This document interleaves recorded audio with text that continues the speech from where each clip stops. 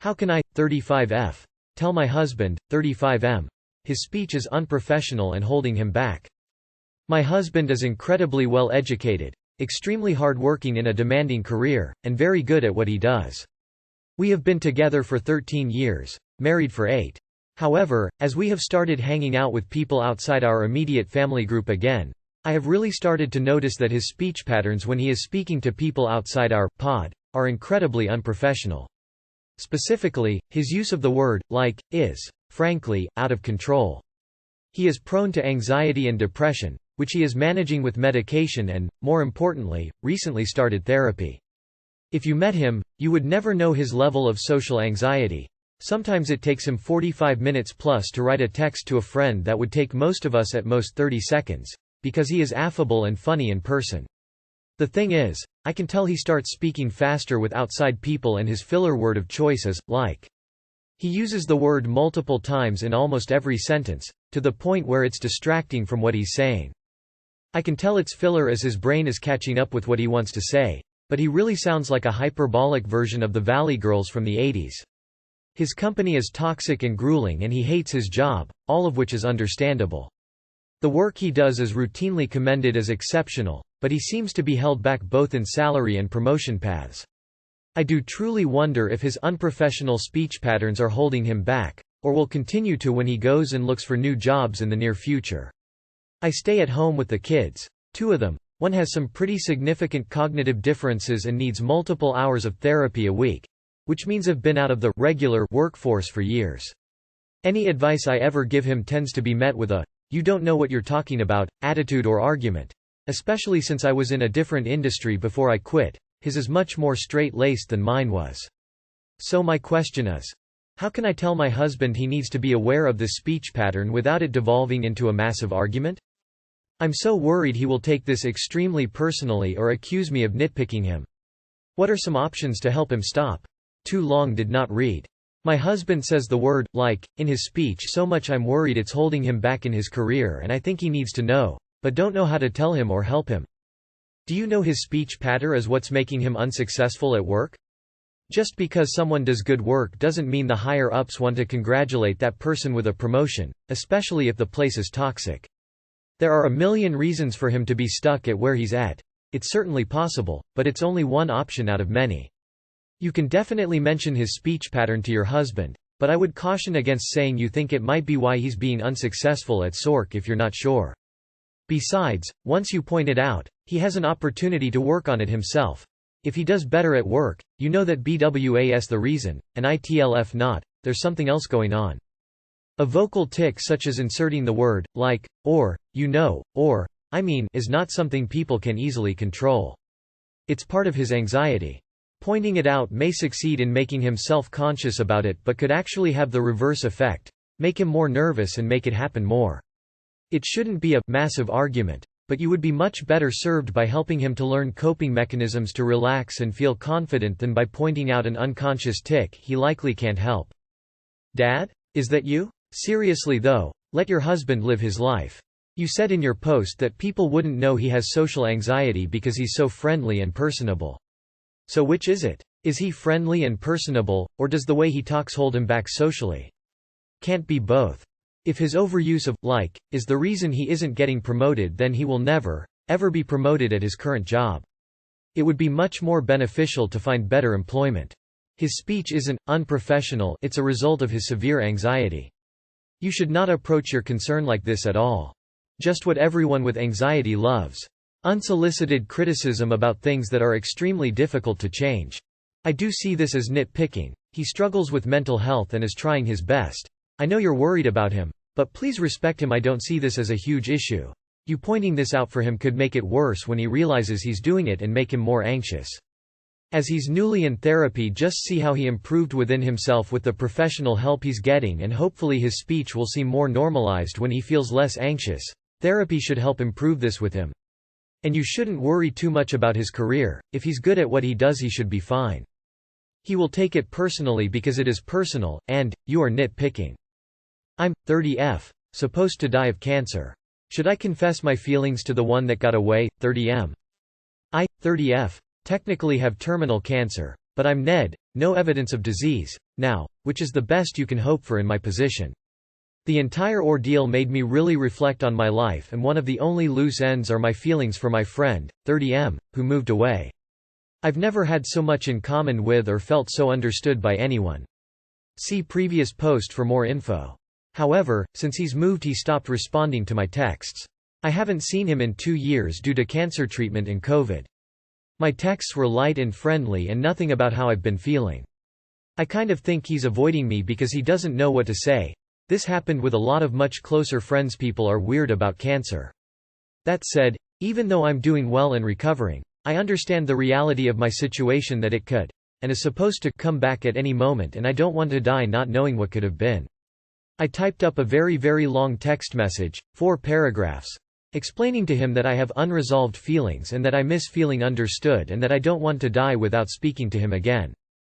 Should I send it? I don't want to push him further away by continually making him uncomfortable, as he didn't respond to my last few messages, so clearly he doesn't want to speak to me.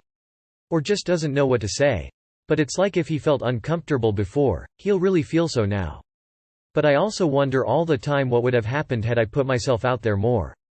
And I really can't bear the thought of dying of cancer and never knowing what could have been. What do you think? Do I already have my answer considering he's ghosted me? Or should I express my true feelings and see if helps him open up more? And #X200B. Too long did not read. My friend, long-term crush stopped responding to my texts, but I have unresolved feelings, and after having terminal cancer, I don't want to wonder what could have been. Should I send him a text expressing how I feel, or accept that he doesn't want to talk to me and let it go? I would leave out the part about you not wanting to die without him talking to you. Given the circumstances, that crosses the line into manipulation. But if you want to know and take your shot, then take your shot. At least you'll know. But don't expect it to have a happy ending. If knowing you had cancer made him move further away instead of closer in, then the probabilities are, he doesn't feel about you the way you feel about him. Sometimes, actual voice, a phone call, or, if close enough, face-to-face, or much as possible these days, is a far better thing. Text always loses feeling, and no emoji yet really covers a lot of it. Talk to him. P.S. If he doesn't want to talk, it's not worth it perhaps. He doesn't want to talk to you. Leave him alone. He's moved on, time for you to do so as well. I think he's made his position clear when it comes to you guys' relationship. He clearly doesn't care to converse. I hope that you recover and live a long and happy life, but I think you need to move on. I see why this time has you reflecting on these things and is creating a sense of urgency to reach out, but he isn't interested. He isn't responding, and continuing to pressure him to isn't fair. I'm actually surprised at how many people are saying to go for it. If you weren't sick, I wonder if they'd feel the same after multiple attempts to reach out have been ignored. Do I already have my answer considering he's ghosted me? Yes. If you send any message now professing your love for him, it will be absolutely cringeworthy. A short note asking to maybe meet for coffee and a catch-up will test the water, but don't expect a response. Don't do it. He's already uncomfortable, and a sort of deathbed confession about your feelings might come off as manipulative. I'm deeply sorry. To answer the question, no. I can't match my girlfriend's 24 female SX drive at all, and I need help. I'm 22 female and started dating my girlfriend 4 months ago. She's my second relationship with a woman to preface. I love everything about her, we get on so well. But she hit me up yesterday asking to hook up this week, and we already have a couple times the previous week. As soon as I meet her and we are together, I'm fine, I'm ready, I'm good to go, and we end up having sex and it's always pretty good. But when I'm at home and I'm not with her, I have zero sex drive. I just want to sit around and do something that involves nothing sexual. I want to call her up and have her come over or go to her place and watch a film or maybe go to a restaurant, but she almost always wants to have sex. I do not understand and I can't keep up. I'm in the mood when I'm with her because she knows how to make it that way. Boot. I don't want her to set it up so that we end up sleeping together. I just want to meet her with no sex for once. When I'm single I'm alright and I don't have to worry about it or think about it or anything, but now it's suddenly like I have to be in the mood whenever she is, or I have to expect it when I see her. This isn't to say I don't enjoy her that way, because I love her and she's great in bed. She really knows her stuff and the intimacy is a real turn on.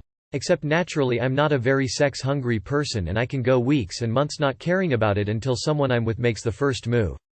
I like her so much, but I don't think I can keep up with her sex drive because she's almost always in the mood and I just have to be for the sake of it. How do I go about telling her this without upsetting her? I don't want her to think that she's not good, and I also don't want her to maybe push me away if I tell her the truth. I'd love to just switch off for a motherfreaking moment and do something else. Do you ask her directly to go to the movies, dinner, and she rejects it? Saying she'd rather have sex? I don't know if she'd get offended by this, but sounds like you're looking to connect more emotionally. Maybe you can just say that? It doesn't mention anything about her sexual performance and just implies there's too much focus on sex. Have a conversation about your sex lives. Since you two are adults having sex, you would ideally be able to talk about your likes, dislikes in bed, right? It sounds like she just has a higher libido than you do. Tell her your libido is a lot lower than hers is. It might be something she's totally fine with, or it might be something that makes you less compatible. Try to just be open and honest with her. You're just not as sexually motivated and that's okay. Have you tried using toys in the bedroom? Just being there with her, helping her get off with a toy should be fine. I'd talk to her about it. Tell her the truth, then go from there. Tell her plainly that you love her and you love having sex with her, but you feel that you also want to have other kinds of dates with her. She's your girlfriend, not your fuck buddy. You want to go to the restaurant, to the beach, have a walk in the park, etc. Maybe have a look at love languages. It can be helpful to explain to her that you're not rejecting her, but that to feel loved you also need whatever it is. Okay. Before another one tells you should break up about this, no. Don't jump to conclusions so quickly. Yes, sex, more often than not, is a part of a relationship, but there are so many ways you can deal with it. The most important thing is talk to her, and maybe arrange no-touch dates where you just spend time together. Then, you also could try using toys. Maybe this spices up things for you a little. You can tell her in a way that's validating her sexual abilities and how much you love her, and then explain that you think it's a bit too much for you. Then, work on it together. Maybe she'll come up with solutions. If you want to make it work, you can. I mean, sex is important for a healthy relationship, but there is such thing as too much sex. If you can't even invite her over to watch a movie because she'll just want to have sex and you're not up for it, then I'd be inclined to say that's unhealthy for your relationship. Your sex life is affecting your ability to do normal things with her. I'd definitely tell her as much and hope she can understand this. And if not, might not even be worth being with her if sex is more important than your feelings on the matter. To me it sounds like you have a really low sex drive, mate. And that's okay. But to this girl it will eventually feel soul-destroying to always initiate sex, and she'll end up feeling unattractive or feel that you don't find her desirable. She deserves to be with someone with a matching libido. So do you. Please explain to her what you said here. She might be okay with it. She might not be. But it's her decision to make. How to make my wife understand that my mill, referring to our child by her baby, is not okay. My mill is this typical Karen from the South. She thinks the world owes her an apology for everything that they don't do according to her frame of view. And she was an overly controlling helicopter parent to my wife until I married her. The craziness multiplied after we had a baby because now Mill wanted to be with us all the time because, I've come to realize this, she wanted more kids and her husband didn't. So now our kid, wife and mine, is seen by her as her kid. Which is wrong. Now I've seen grandparents occasionally say things like, "How's my boy?" or, "How's my girl doing?" when asking about their grandkids. But my Mill won't quit doing that. She even tries to tell my wife to the dot how to handle our kid, even if that advice is not what the pediatrician recommended. My wife has lived all her life under her parents and feels immensely indebted and attached to them. She's slowly coming out of their sphere, which irks my Mill to death. But clearly my Mill taking away my wife's right to be a mom fully is not recognized by my wife yet. And that's a major problem because no matter what my Mill does around the house that concerns the baby, my wife doesn't make a peep of a sound. This is not okay with me because I don't want our life controlled by a racist Karen and my Mill to act like my kid's mom, or my surrogate wife for that matter. How do I make my wife understand that my Mill needs to back off without causing a major fight? I know what my wife will say. "Oh, she doesn't mean it like that. It's a thing we say here in the South, blah blah blah." But deep down I know it's not that, and in reality my Mill is doing it on purpose. You need to draw the line with both your wife and her mother. You need to tell them this makes you uncomfortable. They need to know. Their reaction to you telling them what's up will show you how viable your marriage is in the long term anyhow. Because Depending on how your wife will take this will be a pretty big indication to how well she will process other problems you need to voice. Other big problems like this one. Y'all need to say something. If I am reading this right, your wife has always let her parents steamroll her, so this isn't a new problem. It is also not an easy problem to solve. She needs therapy to build her self-esteem and to learn to set boundaries. I don't think what you mentioned in your title is a problem. It's pretty common here and I'm not from the US. My own grandmother frequently refers to us adult grandkids as hers and she's never been intrusive. However, if your mill is bothering you, I think you would benefit from a heart-to-heart with your wife where you talk free of your own bias against your mill and also listen to your wife's side. You give your wife very little credit in your post and claim that she doesn't know how wrong things are, but what you've mentioned is so subjective. My own mom can be a bit of an overbearing Karen as well, but she's generally good-hearted and I would want her around my kids. So, talk to her. Figure out her stance and compromise. That's such a normal thing to say in my neck of the woods. No one thinks it's really their baby. No one's trying to steal a baby. It's not a Karen saying. This is less a mill problem than a wife problem. You need couples therapy. C. She's not hearing you. Check out just no mill. The my baby trope is very common. There's no way to fix this without making a big deal. It's not possible. She's not going to suddenly realize that she's been out of hand just because you asked her nicely to back off. Now, as someone who has had shitty in-laws, go big or go home. I literally divorced my first husband because I saw how they were when his brother had a baby and I refused to live that life. My second husband, who I had all my kids with, I made sure he knew I would never live in the same state with his family, and almost 20 years later, I stand by that decision. Move your family far away. It would be the best.